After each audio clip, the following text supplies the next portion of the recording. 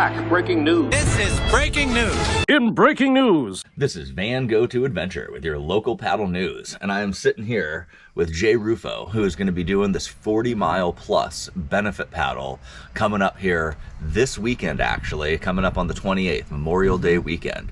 So, Jay, tell me a little bit about this paddle. I wanted to do at least 40 miles, do an epic paddle for myself is kind of where this all started, and then wanted to connect it to a much larger mission and a much larger goal. That's such a cool idea. I'm not able to do 70-48 this year officially, so this is kind of my way of participating without actually participating, still doing something epic. Good for you, man. Yeah, so the best weekend for this, date-wise, tide-wise, is looking like it's going to be Memorial Day weekend. I've been looking at the date of the 28th for a little while. Of course, now that we're getting close, the weather forecast has changed, and we've got a little bit of concern about some northerly winds coming in. But still thinking the 28th, I mean, it's a good date calendar-wise. It's a good date tide-wise. We might call an audible at the last minute if the weather gets super, super hard northerly wind. Yeah. And go to the 27th instead. The 28th is the main date with the potential audible for the 27th. Okay, right on. What are some of your goals for this paddle? Some of my goals for the paddle, trying to raise awareness for adventure racing, for the fun and the camaraderie that exists within adventure racing. 2, to show that the power of paddling can be used as a positive influence in the world to make people's lives better, to change lives. 3, to help out a great organization, Olympic Angels, which actively changes children's lives on a daily basis and really, like, for the individual, makes the world a better place. So gives me a way to have my paddling be part of a higher cause, something more important than just myself, just a self-fulfilling passion, which it absolutely is, and it's a great personal endeavor.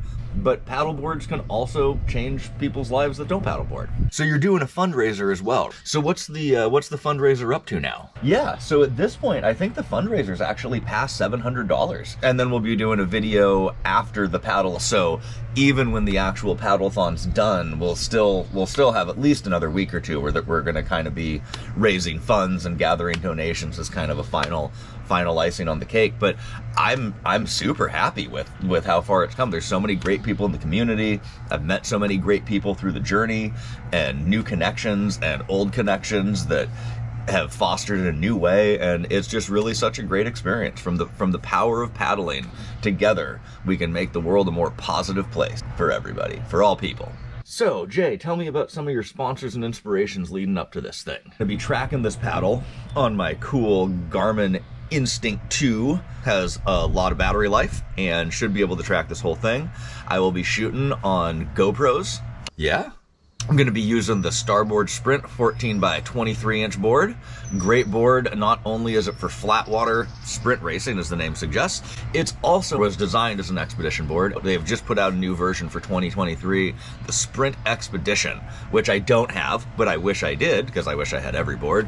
But it's got some gear space in front of where I'm able to stand on my board. Kind of the front nose has like an additional dugout, like a gear dugout, which is super rad. So I'm really glad that I'm on a Starboard Sprint for this epic journey. Can't forget the trusty Black Project HydroFlow X medium blade. That's the paddle that I'll be using. Great paddle, great long distance. Thank you, Black Project. Do you have a timeline of checkpoints? Like, I know you're starting no earlier than 4 a.m. and ending no later than 11 p.m., but do you kind of have an expectation of location expectation, as it were? So my timeline, so basically I'm going to be starting down in Gig Harbor around, well, 4 a.m.'s the beginning, but I'll probably be on the water and moving good by like 5 or 6 a.m. Okay. It should be about 4 hours up Colville's Passage up to Southworth, and that puts me there. My goal is about 10 a.m. at Southworth. Yeah. It'll take me about another hour to get to Bainbridge. And then Bainbridge itself is about 10 miles. So that'll take me a couple hours to get up and past to Bainbridge. Crossing Bainbridge by about noon. So maybe lunch at Fay Bainbridge Park, as I'll be getting up there maybe around noon or so. Okay. And then we'll be going to Kingston. It's about another 10 miles to Kingston, which will take us another couple hours. Yeah.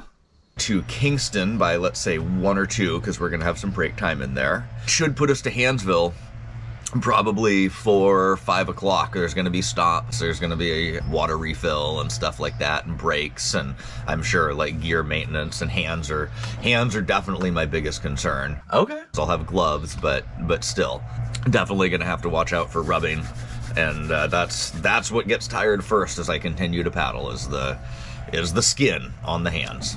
And so then if everything's going great, then we might even continue right on to Port Ludlow, which is, as my plotting tells me, about 52 miles. Wow. Thanks, Jay. That's great information. We're really looking forward to it. We'll be continuing to cover the story. We will have the final benefit paddle on our channel. We'll be with you in spirit and on the water. There you have it, folks. Updates on the Paddle-thon benefit. Coming up here, Memorial Day weekend. Stay tuned, stay focused, stay stoked. Don't forget to like and subscribe. Be sure to subscribe to my channel. Hit the subscribe button. Subscribe to our channel. Don't forget to like and subscribe.